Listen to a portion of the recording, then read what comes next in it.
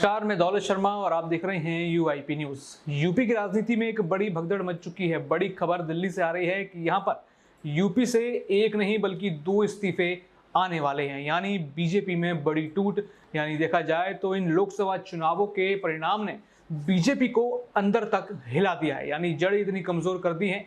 जहां लगातार 2 बार बीजेपी ने काफी अच्छा खासा अपना स्ट्राइक रेट रखा, लेकिन इस बार की परफॉर्मेंस कुछ ऐसी रही कि खुद योगी आदित्यनाथ की कुर्सी खतरे में आ चुकी है। लेकिन यहाँ बात योगी आदित्यनाथ की नहीं हो रही है, लेकिन यहाँ पर 2 इस्तीफे बीजेपी की तरफ से आने वाले हैं। पूरी तरीके से यहाँ पर भगदड़ मच चुकी है। इस्तीफे किनके हैं उनकी भी बात करेंगे, लेकिन टेंशन में बीजेपी का आला कमान आ चुका है कि अगर यहाँ पर 2 इस्तीफे यूपी से आते हैं तो यूपी की राजनीति को संभालना मुश्किल होगा। इस बीच जहां खबरें ये चल रही हैं कि इस्तीफा योगी आदित्यनाथ से भी लिया जा सकता है, यानी दोहरी मुसीबत यहाँ पर बीजेपी के ऊपर आ सकती है। ये जो इस्तीफे आ रहे हैं, यहाँ कहा जा रहा है कि केशव प्रसाद मौर्य का इस्तीफा आ सकता है और वो दिल्ली पहुंचे हुए हैं। दिल्ली में उनको एक बड़ी बैठक के लिए बुलाया गया और इस तरफ योगी आदित्यनाथ ने अपनी कैबिनेट की बैठक की। इस बैठक में क्या निकल कर आएगा ये तो अभी देखा नहीं जा रहा है। यहाँ हो सकता है कि यहाँ पर कैबिनेट में कुछ और लोगों को शामिल किया जाए, क्योंकि केशव प्रसाद मौर्य इस्तीफा दे सकते हैं। और ये कड़ी कहीं ना कहीं यहाँ पर भूपेंद्र चौधरी से जुड़ रही है, जो कि बीजेपी के यहाँ पर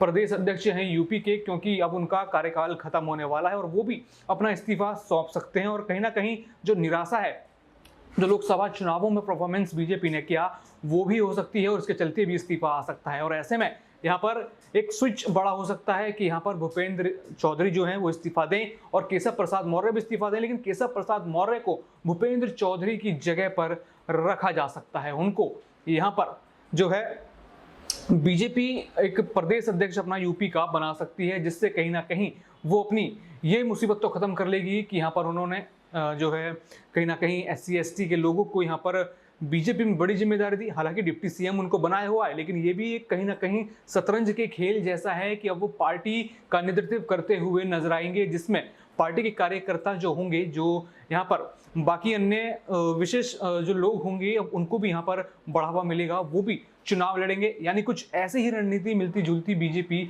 अब दिखा रही है और ऐसे में नुकसान तो कहीं ना कहीं बीजेपी का होगा, क्योंकि अब उनके ऊपर ये सवाल या निशान है कि क्या वो योगी का भी इस्तीफा लेने वाले हैं, और अगर योगी का इस्तीफा लिया गया तो बीजेपी का बंटाधार यूपी के अंदर होगा। हालांकि लोकसभा चुनावों में कुछ कमी तो बीजेपी आला कमान की भी रही, ये भी खुलकर सामने आई कि मात्र राम मंदिर से ही नहीं जीत पाएंगे। ये भी चीज यहाँ पर साफ हुई।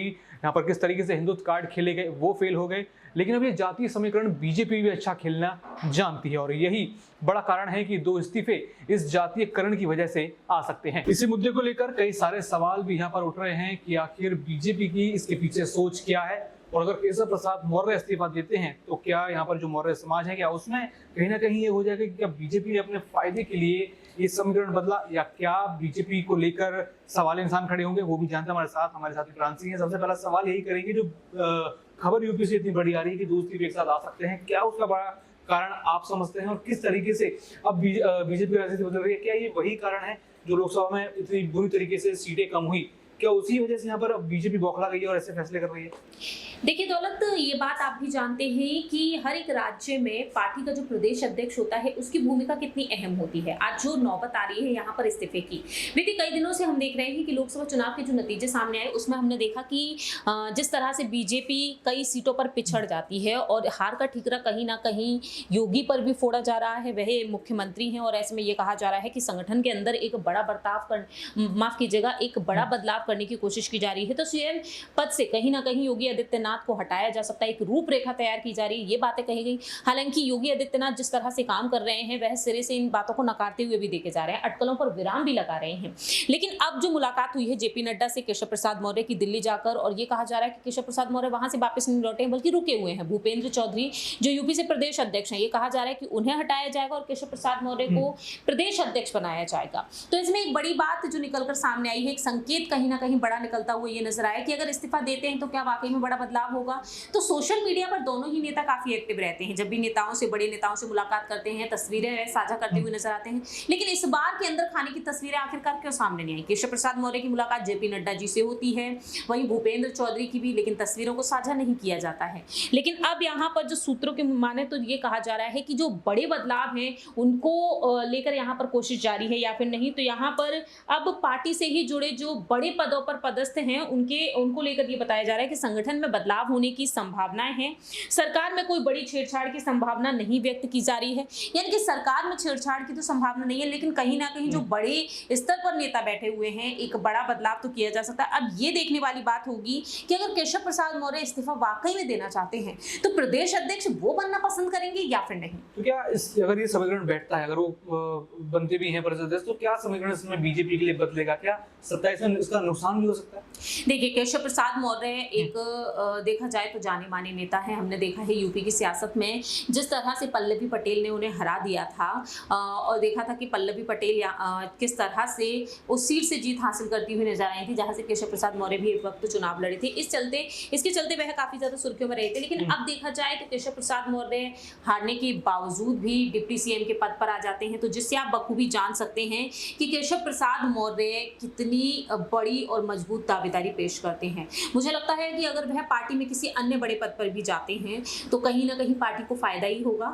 डिप्टी सीएम एक बेहद बड़ा पद है, लेकिन एक वक्त ये भी बातें निकलकर सामने आई थी कि केशव प्रसाद मौर्य को एक और बड़ी उपाधि मिलेगी, जिसके चलते मोदी कैबिनेट की तरफ से उन्हें दिल्ली तक बुलाया गया था एक वक्त, और आज देखा जाए तो दिल्ली वह फिर से पहुंचे हैं। ये कहा जा रहा था कि कहीं ना कहीं दिल्ली की सियासत के लिए केशव प्रसाद मौर्य को एक अलग तरीके से एक्टिव किया जाएगा। तो आप समझ सकते हैं दौलत कि केशव प्रसाद मौर्य कितना मायने रखते हैं। अब ये देखने वाली बात होगी कि केशव प्रसाद मौर्य अगर इस्तीफा देने की बात वाकई में छेड़ रहे हैं तो योगी आदित्यनाथ उन्हें किस बड़े पद पर बिठाने के लिए आगे बढ़ते हुए नजर आएंगे। अभी कुछ दिनों से खबर ये थी कि यहाँ पर बीजेपी के ऊपर ये बड़ी टेंशन है कि अंदर खाने से विरोध योगी के लिए चल रहा है, क्या योगी इस्तीफा दे सकते हैं? तो ये योगी से शिफ्ट होकर अब केशव प्रसाद मौर्य पर कैसे आ गया?